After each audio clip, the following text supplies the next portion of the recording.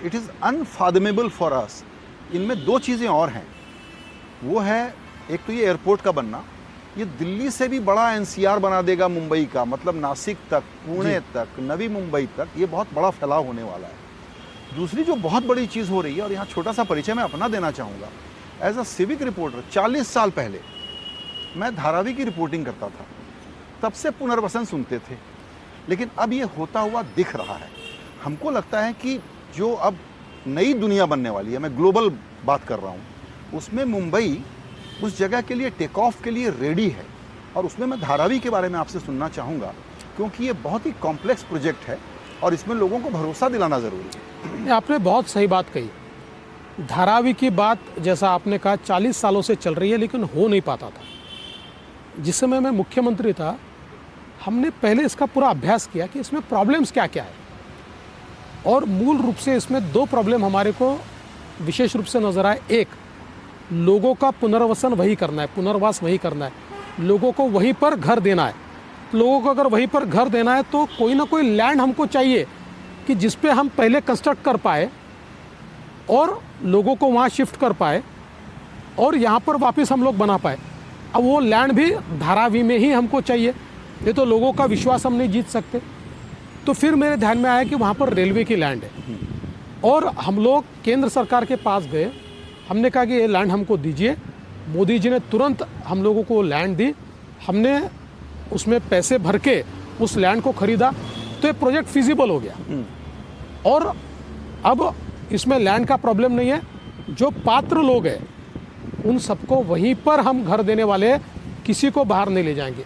दूसरी चीज़ मेरे ध्यान में आई कि धारावी केवल झोपड़पट्टी नहीं है, ये एक इकोनॉमिक सेंटर है। जो चीज़ें धारावी, आप तो इतने बार गए, जो चीज़ें धारावी में बनती है वो और कहीं बनती नहीं है। दुनिया का कोई भी ब्रांड जैसे कि वैसे धारावी में आपको मिल जाएगा। इतना वहाँ पर लोगों में काम करने की ललक है, लोग काम करते हैं। तो मेरे ध्यान में आया कि आप जैसे ही इनको फॉर्मल इकोनॉमी में लाओगे तो इनको टैक्स भरना पड़ेगा, ये नहीं आना चाहते फॉर्मल इकोनॉमी। तो हमने उनका भी पुनर्वास वही पूरे तरीके से प्लान किया, उनको सारी कॉमन फैसिलिटीज़ तैयार करके दी ताकि वो और अच्छे तरीके से प्रोडक्शन कर पाए। और हमने कहा कि 5 सालों तक फॉर्मल इकोनॉमी में आने के बाद इनको जीएसटी वगैरह कोई टैक्स नहीं लगेगा। हमने उनको टैक्स से एग्जम्पशन दे दिया। फिर इसमें तीसरी बात ये थी, ये सब तो कर लिया, लेकिन धारावी में करीब 1 लाख लोग ऐसे हैं कि जो पात्र ही नहीं है। क्योंकि पहले 2001 तक के लोग पात्र थे, मैंने कानून तैयार किया, 2011 तक के लोगों को पात्र किया, लेकिन 11 के बाद वालों का क्या है? वो भी तो उनको हटाए सिवा या उनको घर दिए सिवा आप वहाँ पुनर्वास तो नहीं कर सकते। फिर हम लोगों ने उसमें भी एक मार्ग निकाला। हमने कहा मानवता का दृष्टिकोण होना चाहिए, इन लोगों को हम लोग अकोमोडेट करेंगे, इनके लिए भी हम घर बनाएंगे। इनके लिए घर बनाते समय शायद थोड़ा बाहर जाना पड़ेगा, ये पात्र नहीं है, वैसे तो इनको घर ही नहीं मिल सकता। तो 5-7 किलोमीटर में कहीं पर हम लोग प्लॉट्स देखकर इनके लिए भी घर बनाएंगे और हम इनको रेंटल हाउसिंग देंगे, लेकिन 10 साल बाद वो घर उनका होगा। तो जो सुप्रीम कोर्ट, हाई कोर्ट ने निर्णय दिया था, उस निर्णय का पालन करते हुए उसमें से हमने मार्ग निकाला।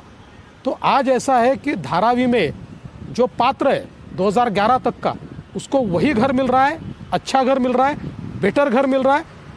जो बिजनेस करता है उसको वही बिजनेस करना है, और जो पात्र नहीं है, जिसको डिस्प्लेस किया जाता, जिसको कुछ नहीं मिलता, उसको भी घर मिलने वाला है।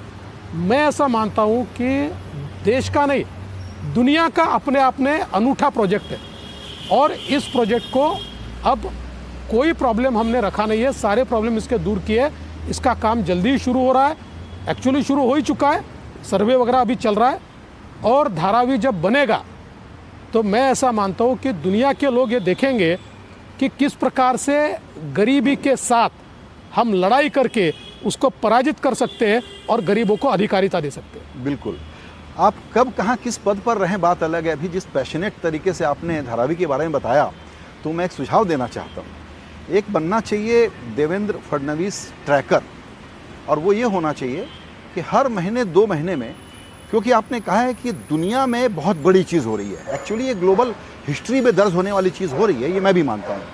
तो इसका समय के पहले काम पूरा हो जाए, इसलिए देवेंद्र फडणवीस ट्रैकर बनाना चाहिए। नहीं, मैं आपको, आपने बहुत अच्छी बात की, मैं आपको कहना चाहता हूँ मैं किस पद पर हूँ ये मेरे लिए मायने नहीं रखता। मेरे लिए ये प्रोजेक्ट मेरा पैशन है। एग्जैक्टली। देखिए मेरी बेबीज़ है ये, इसकी शुरुआत मैंने की है, इसलिए खैर अभी तो जब मैं उप मुख्यमंत्री बना तो मैंने, मेरे पास गृह निर्माण विभाग रखा था जिसके अंतर्गत ये आता है, इसलिए इसके सारी चीज़ें तो हम लोगों ने कर दी। मेरे पास विभाग नहीं भी रहा एग्जैक्टली, तब भी ये सारे प्रोजेक्ट्स को मैं मॉनिटर भी करता हूँ और मैं मेरे मुख्यमंत्री जी का भी आभार व्यक्त करता हूँ कि उन्होंने मुझे पूरी फ्रीडम दी है।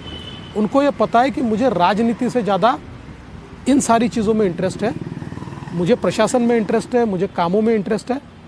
तो मेरे मुख्यमंत्री जी ने मुझे ये फ्रीडम दी है कि मेरे पास डिपार्टमेंट हो चाहे न हो, मैं उसकी मीटिंग लेता हूँ, मैं उसका फॉलोअप लेता हूँ और जहाँ अड़चनें आती हैं मुख्यमंत्री जी के पास ले जाता हूँ, उन अड़चनों को दूर करता हूँ।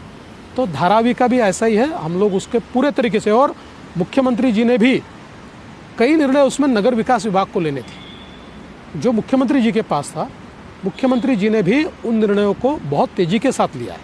तो इसलिए मुझे लगता है कि जैसा आपने कहा ये सारे प्रोजेक्ट्स, इसका पैशन, और मैं आपको उससे आगे जब बढ़कर कहता हूँ 2.5 साल में विपक्ष का नेता था, लेकिन आप सारे अधिकारियों को पूछिए, उन 2.5 सालों में भी जहाँ प्रॉब्लम आता था अधिकारी मेरे से बात करते थे और अनऑफिशियली मैं ही उनको मदद करता था।